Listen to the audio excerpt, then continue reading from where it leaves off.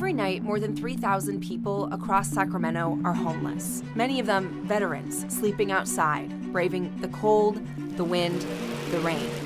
That sad reality is something Jason Carney, an activist and sergeant in the California National Guard, is currently experiencing firsthand. I'm only doing it for the last 7-8 hours now, and let me tell you, when you don't know what's coming next, when you don't know where you're going to sleep, when you don't know if it's safe and secure, it's not fair to have human beings live like that. Jason is 37, he has an apartment, a family, but for 30 days, he's decided to be homeless. He explained why in a video posted on a Facebook page for the group he founded, Vets for the 99%. The life of homeless people by being in that element for the next 30 days. And so began his month-long journey of being homeless, living on the street, documenting the stories of the homeless people he encounters along the way. We first caught up with Jason in Citrus Heights, about 1 week into the experiment. Oh, sorry, my leg. Yeah, are you okay? So what happened to your leg? It's no easy endeavor. In that time, he said he had hurt his arm and sprained his ankle, walked a total of roughly 80 miles, slept outside in the rain, and eaten only a few meals. Seeing the traps of rain, cold, slippery surfaces, different types of people you run into, lack of shelter, lack of food, things of that nature. It's kind of taken a toll on my body just in the first quarter of this. Right, you said to me when I first met you, you said, sorry, I'm usually a lot more jovial Yes. than this. And I was like, it's okay, you've been sleeping outside for what, the past 5-6 nights? Yes, and 2 of those nights were a lot of fun because it dropped down into the upper 30s and it rained like I haven't seen in a while. We walked over to the Advent Lutheran Church, where he was hoping their food bank might be open. Locked. Is there another food pantry you walk to? None that are open beyond about 4 o'clock, which is a problem for a lot of people because they have to travel a long distance from point A to point B just to get to these food banks. Out of options for food, Jason then began a 4-mile walk to the park where he planned to sleep that night. It's getting cold. Cold? Not yet. As it grew dark, we stopped so we could do a Facebook Live update about his day. Hey, how you guys doing tonight? It's me. Promise you a live cast this evening, giving you updates on what's going on. We then continued on to the park. A bicycle path that we're using right now, and it gives opportune spots to give yourself safety, cover, and the ability to not be out in the open. Yeah, this will do. Not long after Jason laid out his sleeping bag, we were spotted by security. This is a constant aspect that you try to avoid, but you always prep for it.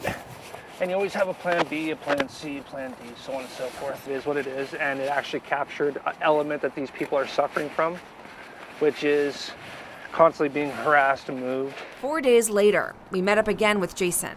We left you on Friday. It's now Tuesday. In about 4 days, have you been doing this past 4 days? It was, with the weather, it was difficult. Been able to get out in the community, speak with people, get their stories. He said he was mostly tired and thought he might be getting the flu. Like, people complain that they only get 6 hours of sleep a night or what have you. In the 13 days that I've done this, I've maybe averaged 2.5 hours a night, and I'm somehow still functioning. I don't know. To get a better understanding of what services there are for the homeless, Jason wanted to check out Loaves and Fishes near downtown Sacramento. The executive director, Noel Cameron, showed us around. If Jason here were to come and right now just walk into Loaves and Fishes, what would you guys be able to help him out with or offer? Well, first thing is folks come to, they'll go to Friendship Park, get a lunch ticket, and make sure they get themselves ready to go so that once we're serving lunch, they can get a nice hot meal. And we load folks up pretty good, so we make sure that everyone comes away with a full belly. So back here, this is our kennel. We've got a bike repair station in here. It's great that you're doing it, but at the same token, there's still a larger problem. As Jason's learned, that larger problem stems from issues like a lack of affordable housing, mental illness, and drugs. As is the case for Tyler, a homeless man we later ran into who praised Jason for what he's doing and dared others to do the same. Do it for 5 days, I dare you, and see the daily discrimination. Tyler told Jason he's currently seeking treatment for an opioid addiction. I'm in recovery, and I'm on the streets. That is something that many of us cannot relate to, but it served as a reminder and ammunition to Jason to keep doing what he's doing. Wow, I didn't know it was like this, so maybe I need to look into this more.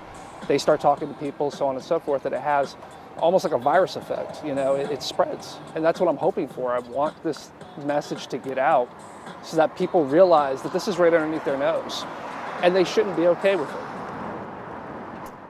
He is still out there right now. Tonight, he is sleeping out in the cold.